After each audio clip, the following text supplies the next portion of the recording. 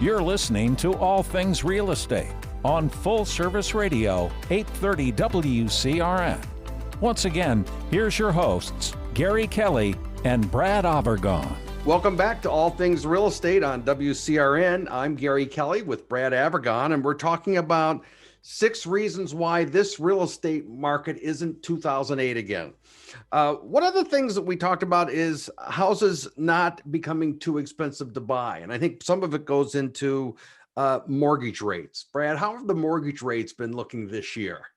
So that's an interesting question, Gary. You know, mortgage rates were very low.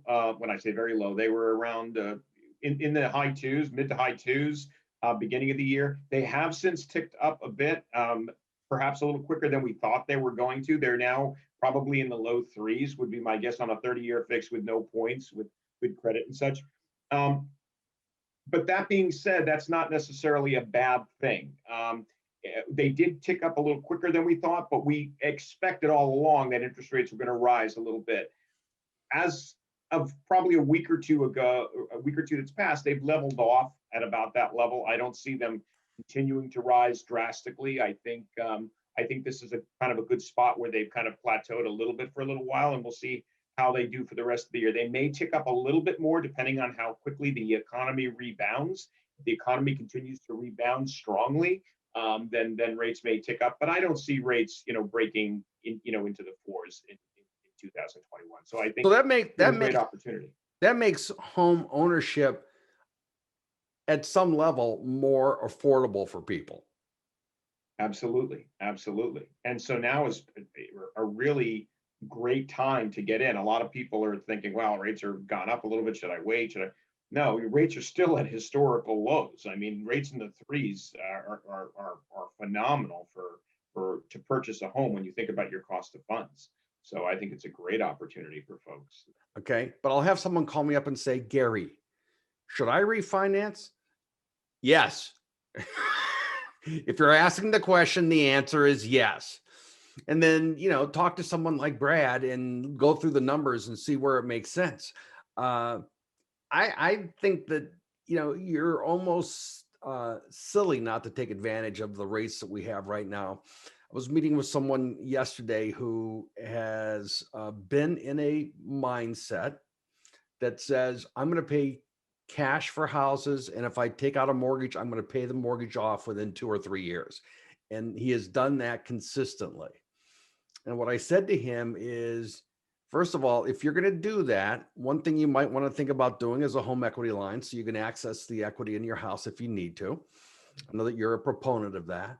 Absolutely. The other thing I said is, maybe what you do is you take a mortgage and you invest the other money in some meaningful way, not Bitcoin or some highly leveraged, high risk kind of thing. But if you can get money at 3% and you can invest it somewhere at 5%, that's an immediate payback. But it's there's certain risks to the strategy. What do you think about that, Brad? Well, I think that's great advice, Gary. And the reason for that is this. If you think about it, each day we get up, we all go to work, and we work hard to make a living, and we make our income. Whoa. Who works hard? I know. I work hard. Okay. Our listeners don't work hard. I don't think that's what you're saying. Oh, no. Everybody's trying to do what they can.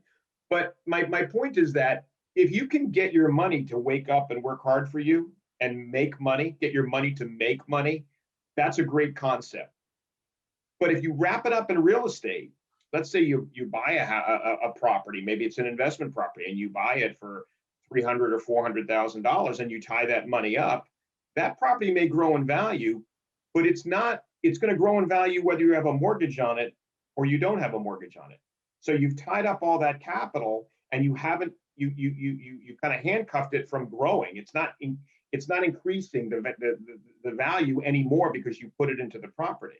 So I think that's a great opportunity for people to buy real estate, use some of the cash they have, but then take that other money and get it working for them. You going with somebody who's a licensed financial planner that can help them, offset any risk or mitigate risk and put it into an investment that's going to make more than their cost of funds. I think it's great advice. Well, I'm always nervous, and maybe it's my conservatism. Having the equity in a house to me is like having money in the bank. And I don't want to put that at risk. Now, maybe it's my age, maybe it's my perspective on things, but I never want to be pushed out of my house because I have squandered the equity in the house on something.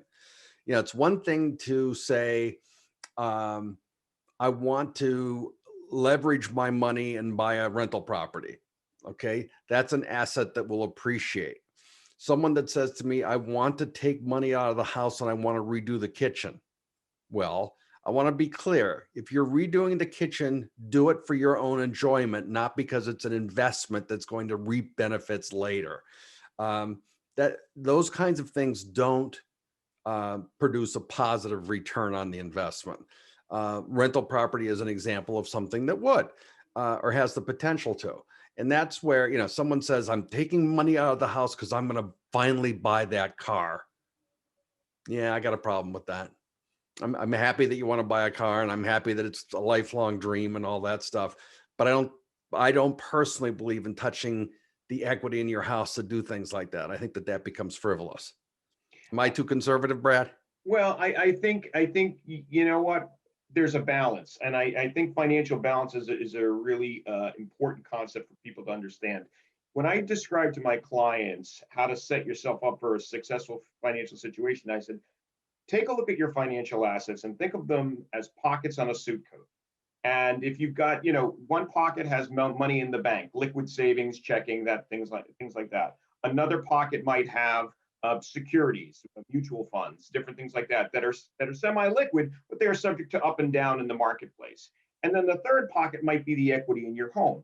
I think if you have too much equity in your home and those other pockets aren't full, it can really lead you to problems. I have had a number of clients that some of whom are seniors who have, because of the cost of goods having gone up and medication and such, they've kind of run out of money. And they're trying to tap equity in their home, which is not an easy thing to do when you're retired.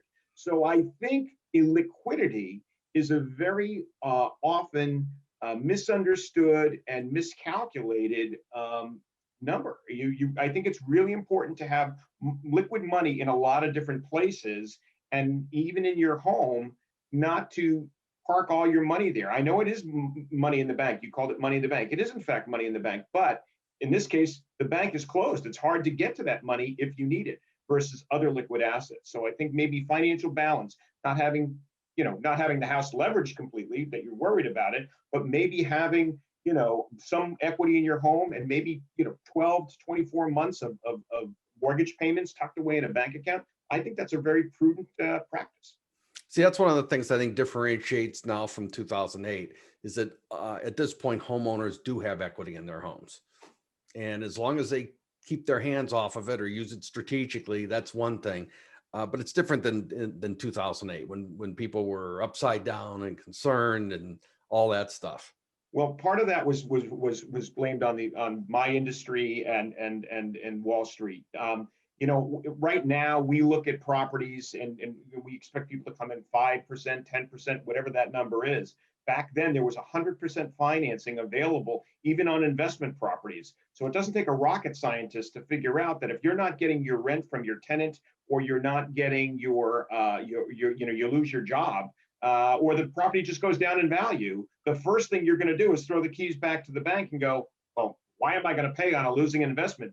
Take your property back. And that foundation, that practice, that logic prevailed. And now, we've offset that. The other thing is we've increased the licensing in my industry. You had people that were writing mortgages, they would jumped out of another industry and they were writing mortgages left and right and had no experience and no knowledge. I've been doing this now for over 34 years. And there's a major difference. I'm required to be licensed. I have to go through continuing ed every single year. So there's a different caliber of folks that are out there. So between that and the fact that down payments are there, we're looking for that. We're looking for reserves post-closing, and we're fully vetting clients. We're looking at their income. We're looking at their assets. There are no income verification programs anymore. You touched on it. I think forbearance has helped some people. I think forbearance has given people a little bit of breathing room. And what's interesting is the Mortgage Bankers Association says that 50% right now have left forbearance caught up on payments, which I think is a great thing. What concerns me is the loan officer that I've talked to that says we got a particular client who they're both working and they did forbearance and now they want to stay in forbearance because they're entitled to it. Okay. That's okay. But they also want to refi their house and they can't refi their house while they're in forbearance. That's correct. So, people need to think this through and look at all the different angles so that they understand what they're doing and not just get into, I'm entitled to forbearance, I'm going to take it. And in the end, it'll cost them more or cost them their house. I don't want to get the call from someone saying, hey, Gary, can you help sell my house because I can't afford it now? Right, right. And you're absolutely right, Gary, that, the forbearance was a kind of a mixed blessing. It was a blessing in the sense that there was a lot of people that needed, and it saved them from having their home foreclosed on. And it was quick action, and it was an important action. And so I do applaud that. My challenge with it is that the information that was sent out, because it came out so quickly, was not complete. And a lot of people took forbearance that didn't need it. They took it on second homes, they took it on investment property, they took it in different places, and they didn't understand the ramifications of it, that they were not going to be able to refinance when they came out of it. When you come out of forbearance, you have to at least have reestablished yourself for a period of 3 months, making those mortgage payments on time before a bank will even consider letting you refinance. And so not only that, I had a refinance recently, Gary, where a client said they were looking at their mortgage balance, and he didn't understand that 3 months that they had taken off was kind of pocketed off to the side. So when we got the payoff, all of that principal, that deferred time, was sitting there and became part of the payoff and required them to take more money. So there's a lot more to it than folks realize. And I think, people thought, well, forbearance, as you said, I'm entitled to it. If there's no qualification, I'm just going to take it because I can. Who wouldn't take 3 months off their mortgage payment if it's provided for them? You have to understand the consequences of taking it. So Brad, we are up against the clock. Okay. I want to thank Ted A behind the glass. I want to thank Keith, who captained video. I want to thank you, Brad, with Envision Bank, B. Avergon at envisionbank.com. And I'm Gary Kelley with Remax, Gary at movewithgary.com. I hope everyone has a great day, a great month, and we look forward to continuing the conversation in another month. Absolutely. Be well. You've been listening to All Things Real Estate on Full Service Radio, 830 WCRN.